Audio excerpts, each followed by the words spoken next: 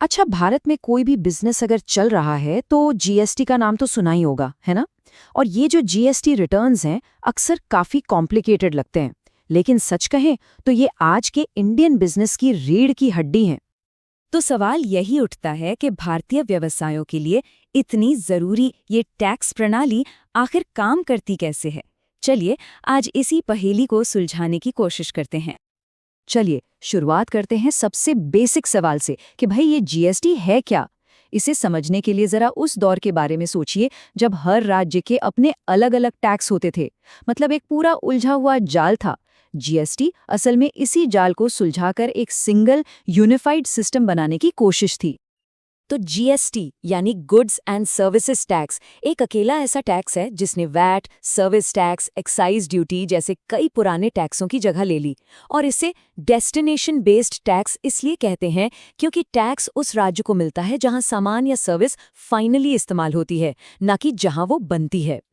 इसका सबसे बड़ा मकसद था कैस्केडिंग इफेक्ट को खत्म करना। अब ये कैस्केडिंग इफेक्ट क्या है? अरे आसान भाषा में कहें तो टैक्स पर टैक्स लगने वाली प्रॉब्लम। मतलब पहले होता क्या था कि सामान बनाने पर टैक्स दिया, फिर उसकी बिक्री पर एक और टैक्स लग गया। जीएसटी ने बस इसी डबल टैक्स के बोझ को हटा दिया और सिस्टम को काफी सरल बना दिया। अब आते हैं जीएसटी के सबसे जरूरी और शायद सबसे पावरफुल कॉन्सेप्ट पर, इनपुट टैक्स क्रेडिट, या जिसे सब आईटीसी कहते हैं। सही मायनों में कहें तो यही पूरे जीएसटी सिस्टम का दिल है। तो ये आईटीसी आखिर है क्या? देखिए, इसको ऐसे समझे कि कोई कारोबारी है, अपना बिजनेस चलाने के लिए वो जो भी सामान खरीदता है या सर्विसेज पर खर्च करता है, उस पर वो जीएसटी चुकाता है। आईटीसी वही चुकाया हुआ टैक्स है जिसका क्रेडिट सरकार से वापस मिल जाता है। आईटीसी ये पक्का करता है कि कोई भी बिजनेस सिर्फ उस वैल्यू पर टैक्स दे जो वो खुद ऐड करता है। इसका फॉर्मूला भी बड़ा सीधा सा है। आउटपुट टैक्स यानी जो बिक्री पर टैक्स लिया गया, उसमें से इनपुट टैक्स यानी जो खरीद पर टैक्स दिया उसे घटा दीजिए। जो बचा बस वही सरकार को देना है। तो ठीक है, आईटीसी का कॉन्सेप्ट तो समझ आ गया, लेकिन सवाल ये है कि इसका हिसाब किताब होता कैसे है। यहीं पर कहानी में एंट्री होती है कुछ बहुत जरूरी जीएसटी रिटर्न फॉर्म्स की। ये समझिए कि हर महीने की फाइलिंग प्रोसेस के 3 मेन पिलर्स हैं। इन्हें समझना काफी आसान है। देखिए, सबसे पहले है GSTR-1। ये एक तरह से बिजनेस की सेल्स डायरी है जिसमें सारी बिक्री का ब्यौरा होता है। फिर आता है GSTR-3B। ये समझिए कि एक मंथली रिपोर्ट कार्ड है जिसमें बिक्री, खरीद और टैक्स की पूरी समरी होती है। और तीसरा है GSTR-2B। ये सरकार की तरफ से मिला एक रेडीमेड स्टेटमेंट है जो बताता है कि कितना आईटीसी अवेलेबल है। अच्छा, अब इन दोनों में फर्क समझना बहुत जरूरी है।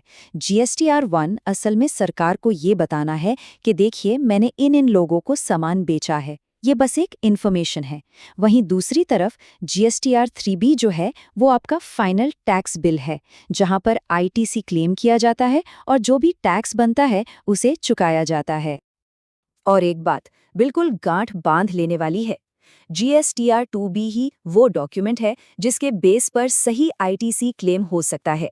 अगर किसी के रिकॉर्ड्स और GSTR-2B में जरा भी अंतर है तो आईटीसी क्लेम रिजेक्ट हो सकता है। इसलिए बिना मिलान किए क्लेम करने की गलती तो कभी नहीं करनी चाहिए। तो अब तक हमने फॉर्म्स को समझ लिया। अब चलिए इन सब टुकड़ों को एक साथ जोड़कर देखते हैं कि ये जो हर महीने की फाइलिंग प्रक्रिया है वो असल में दिखती कैसी है। पूरी प्रक्रिया को 4 आसान स्टेप्स में बांटा जा सकता है। स्टेप 1, GSTR-1 फाइल करना, यानी सारी सेल्स की जानकारी सरकार को दे देना। इसके बाद स्टेप 2, GSTR-2B चेक करना, ये कंफर्म करने के लिए कि खरीद का रिकॉर्ड सही है और आईटीसी भी अवेलेबल है। फिर आता है स्टेप 3, GSTR-3B फाइल करना, जिसमें आईटीसी को क्लेम किया जाता है। और आखिर में स्टेप 4, जो भी फाइनल टैक्स बनता है उसका पेमेंट कर देना। सिंपल। अब आते हैं एक बहुत ही जरूरी बात पर, डेडलाइंस और पेनाल्टीज। जीएसटी की दुनिया में समय ही सब कुछ है, सच में। तो कैलेंडर में 2 तारीखें हैं जो हमेशा के लिए मार्क कर लेनी चाहिए। हर महीने की 11 तारीख, ये है GSTR-1, मतलब सेल्स की सारी जानकारी देने की लास्ट डेट। और फिर हर महीने की 20 तारीख, ये है GSTR-3B, यानी फाइनल टैक्स भरने की डेडलाइन। ये 2 तारीखें किसी भी बिजनेस के लिए बेहद जरूरी हैं। और अगर ये डेडलाइंस मिस हो गई तो क्या होगा? इसके फाइनेंशियल नतीजे काफ़ी सीरियस हो सकते हैं।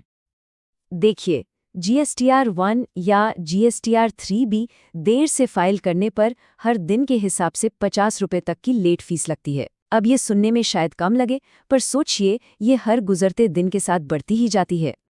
और इससे भी बड़ी बात यह है कि अगर टैक्स का पेमेंट लेट हुआ तो उस पे सालाना 18% की दर से ब्याज लगता है, और ये यकीन मानिए एक बहुत बड़ी रकम बन सकती है। तो इस पूरी बातचीत का निचोड़ क्या है? जीएसटी को लेकर टेंशन फ्री रहने का मंत्र बस 3 बातों में छिपा है। पहली, अपनी हर एक सेल और परचेज का बहुत ध्यान से रिकॉर्ड रखें। दूसरी, डेडलाइन को कभी भी हल्के में ना लें। और तीसरी, हर महीने अपनी खरीद का मिलान GSTR 2B से करना ही करना है। तो क्या हम ये कह सकते हैं कि जीएसटी जैसे इतने कॉम्प्लेक्स सिस्टम में मास्टरी हासिल करने की असली चाबी आखिर में बस अच्छी रिकॉर्ड कीपिंग ही है? इस सवाल पर सोचिएगा जरूर।